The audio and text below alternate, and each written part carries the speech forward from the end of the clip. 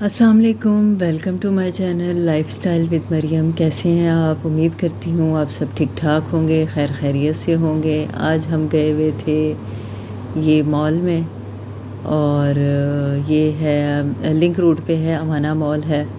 काफ़ी अच्छी यहाँ पर ज्वेलरी है, काफ़ी चीज़ें अच्छी हैं, तो मैंने सोचा एक छोटी सी वीडियो बना के आपके साथ शेयर कर लूँ और आपके साथ थोड़ी बहुत गपशप कर लूँ। हम लोग यहाँ पर गए हुए थे तो करीब ही मैंने एक बंदे को देखा। इधर साथ ही ना कपड़ों की शॉप थी, तो मैं वो बंदे को देख रही थी। वो अपनी बीवी के साथ ऐसे बात कर रहा था कि उसने कहीं कहा कि मैंने ये वाला सूट लेना है, तो उसने यानी आपस में उनकी कोई बहस चल गई किसी बात पे, और ना उसने आओ देखा ना ताओ देखा, और उसने इस बदतमीज़ी से उसको कहा कि तुम पागल हो गई, तुम्हारा दिमाग ख़राब है, तुम्हारा दिमाग काम नहीं करता, तुम्हें एक बात समझ नहीं आती, तुम्हें जब मैंने मना किया है तो मना किया। और वो बेचारी उसका मुंह ऐसे देख रही थी कि इस कदर परेशान हो गई, साथ बच्चे भी देख रहे हैं, बच्चे सहम गए। तो उसको देख के मुझे गुस्सा आया, तो बेसाख्ता मेरे मुंह से निकल गया कि मैं उसके पास गई हूँ। तो मैंने जाकर कहा, मैं कहा भाई आप बात किस तरह कर रहे हैं अपनी बीवी से? नहीं आपको क्या मसला है? मैं कहा ठीक है, आपकी बीवी है, आप उससे बात कर रहे हैं, लेकिन ऐसे कैसे बात कर रहे हैं? आपने लड़ना है झगड़ना है तो आप अपने घर जाकर लड़ें झगड़ें। ये तो गलत बात है ना कि आप सबके सामने, इतने लोग खड़े हुए, उनके सामने आप अपनी बीवी के साथ इतनी बदतमीज़ी से बात कर रहे हैं। तो वो तो ऐसे जैसे मेरे गले को ही पड़ गया। ठीक है, उनका पर्सनल मैटर था, मुझे नहीं बोलना चाहिए था, लेकिन एक औरत की इज़्ज़त की बात थी, उसके वक़ार की बात थी, और आप सबके सामने, और सबसे बड़ी बात बच्चों के सामने, आपको एक दफ़ा भी ख्याल नहीं आ रहा कि आप बच्चों के सामने उनकी माँ को इस तरह से उसका साथ बिहेव कर रहे हैं, उसको इस तरह से डांट डपट कर रहे हैं, इस तरह से धुतकार रहे हैं। कोई उसने गुनाह तो नहीं किया, कोई गलत बात तो नहीं कही। अगर उसको कोई सूट पसंद आ गया, वो आपसे एक बात कर रही है, आपने नहीं लेके देना, आपकी इतनी जेब नहीं है, तो आप उसको ये बात आराम से भी कह सकते हैं।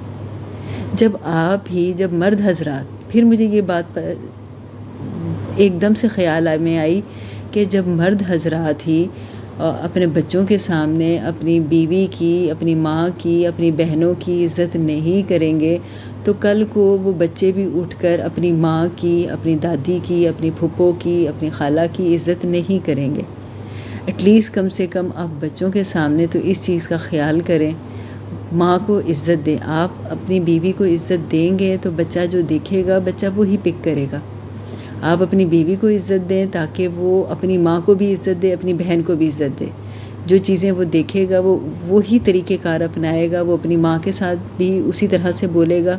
क्योंकि बच्चों को फिर ये चीज़ लगता है कि जी अगर हमारे बड़े ये काम कर रहे हैं तो इसका मतलब ये काम सही है। वो फिर अपनी बीवियों के साथ, अपनी बहनों के साथ, अपनी माँ के साथ वही बिहेव रखते हैं। और फिर ऐसे बच्चे बड़े होकर जब अपनी बीवियों के साथ ऐसा सलूक करते हैं, तो फिर उनकी बीवियां कलब के ये बात कहती हैं कि जी माँ ने इनकी तरबियत नहीं की। कसूर सारा माँ का नहीं होता, तरबियत दोनों ने मिल के करनी होती। सिर्फ माँ ने नहीं करनी होती, बाप ने भी करनी होती। माँ ने सबका इज़्ज़त एहतराम सिखाना है, तो बाप ने भी यही चीज़ सिखानी है कि जी सबकी इज़्ज़त करनी है। उसमें सबसे पहले तुमने अपनी माँ की इज़्ज़त करनी है। और वो उस सूरत में हो सकता है कि जब मर्द अपनी माँ की इज़्ज़त करेगा और अपनी बीवी की इज़्ज़त करेगा।